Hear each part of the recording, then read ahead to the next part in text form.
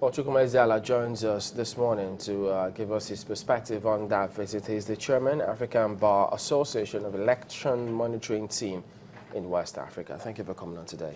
Thank you very much. Well, as a result of what's going on over there, we've got internally displaced persons. Now, it has to do with elections, but we'll come to that in a moment. But first and foremost, what's your impression about the president finally visiting Borno State?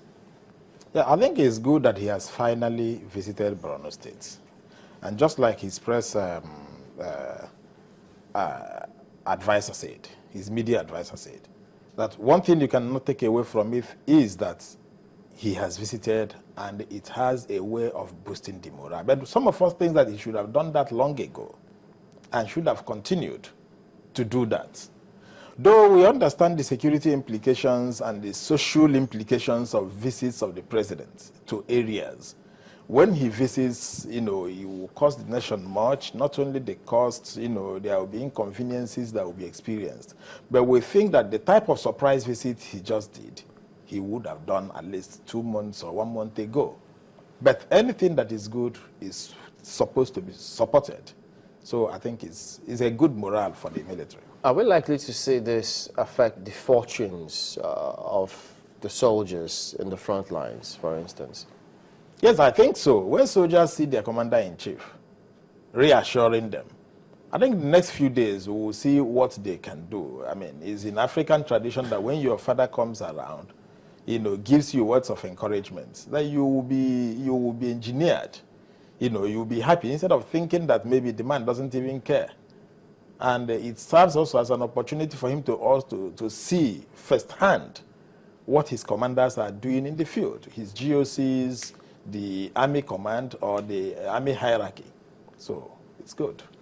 But having visited, there are those who also wonder, it shouldn't be a singular action. There has to be, what about the budget when they said they were going to provide funds to procure weapons for them? So if he visits and that is not done, how do you see that playing out? Number one is to give them the moral booster. And the National Assembly truncated the loan deal to buy equipment. But we know that some equipment have been bought. At least we saw the ones, unfortunately, that channels had a little issue. So some equipments are coming.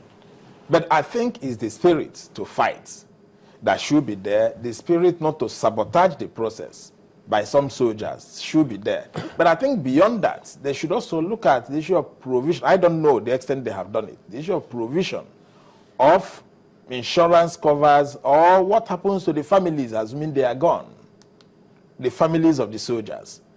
The insurgents may be given a better motivation. If the insurgents say, oh, go to war, I will pay maybe 500,000 or 1 million naira to your families, especially because part of the things some of us think is that some of the people fighting on the side of the insurgents may be Chadian military people, Niger military people who don't have good payments, and they will come. So we should be able to look at that issue too. How do you also motivate the military people? If something happens, how much goes to the family? Because we know that they are really working in a territory where sometimes could be hostile, where sometimes the unconventional warfare can be used. When you look at military all over the world, just like what is happening in the Arab countries, you go to Syria, you go to Turkey, these are people that when you name 20 best military people, you name them. But you still have these insecurity problems because sometimes the people around are supporting the project. So we did hear the president's spokesperson say that it would be mischievous to attach politics to this, but do you think that this could be totally devoid of politics? There is no action that is completely devoid of politics, and we know that. I mean, any action of the president or anybody, it will either boost your electoral chances or will not. If he has been doing that, it will also boost his electoral chances. What he has done will at least boost relatively his electoral chances. So telling us that it will. But if you are saying that he is not going there to campaign, that's a different thing altogether. But certainly it will add something to his electoral chances. Let's bring this to elections now. How do you see that visit affecting elections? I mean, there's been this several meeting about how we move on to having a violence-free polls, but particularly, he also spoke about the internally displaced persons there.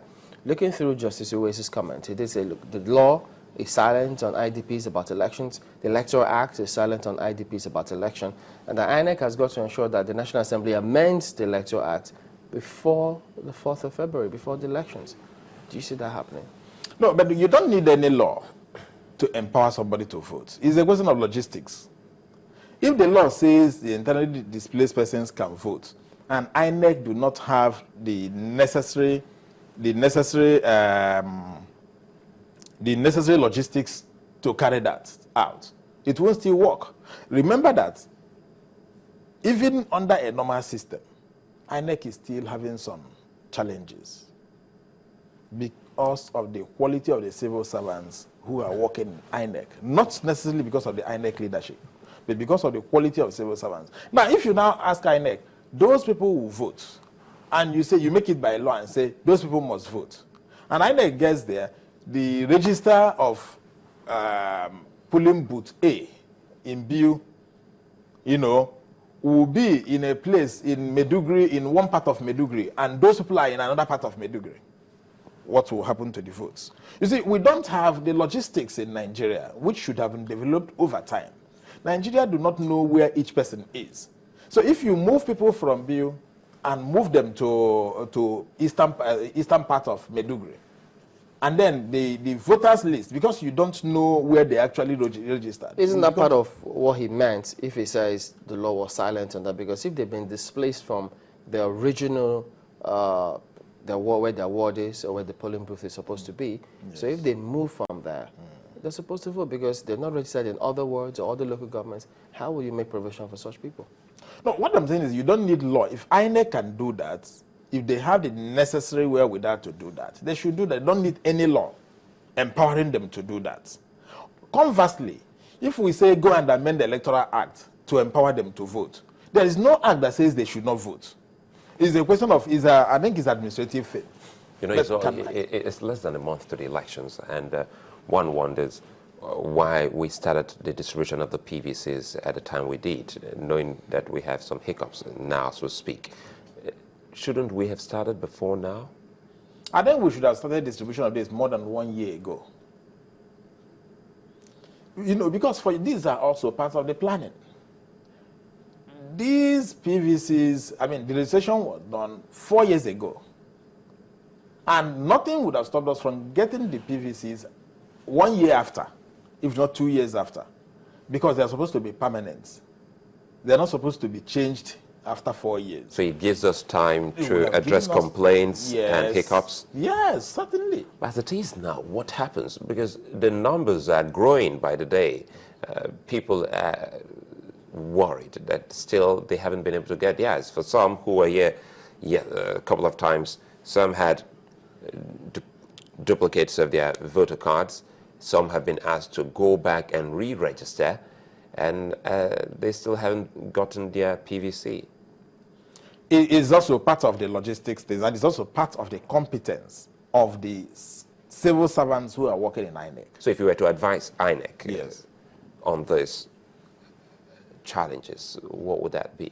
Anyway, what I will only say, because I think is an issue that borders on the entire electoral body, not on JEGA, not on necessarily the management.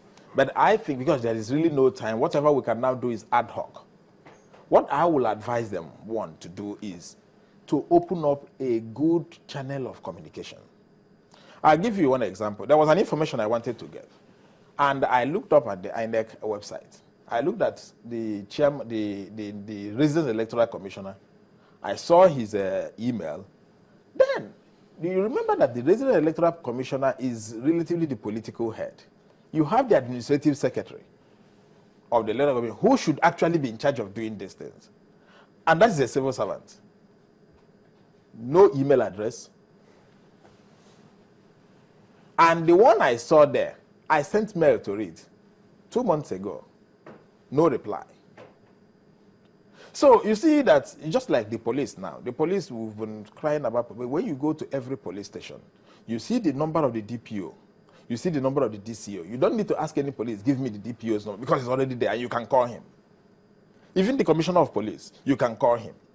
What stops INEC at this stage from taking that important decision to put functional emails, functional ways of communication, and put people, not necessarily that the REC himself will answer you or that the administrative secretary will answer you, but that there are people who are in their communication system who answers you. I mean, MTN has more than 60 million subscribers. Glo has more than 20 million subscribers. And you can chat with them. So can't we really go into that area? If you don't have your PVC, somebody should be there to assist you online. Although I wouldn't say they've not done anything. They have done much. Because now, even when you want to transfer, you don't need to, assuming you're from Maiduguri and you're in Lagos today, if you want to transfer, you send a particular text message. You know, you don't have to go to Maiduguri to go and initiate the transfer of your registration process or of your PVC to Lagos by text messages. But sometimes after the text messages and you go to the point where you will collect it, how many days, how many times are you going to go there? And we're busy.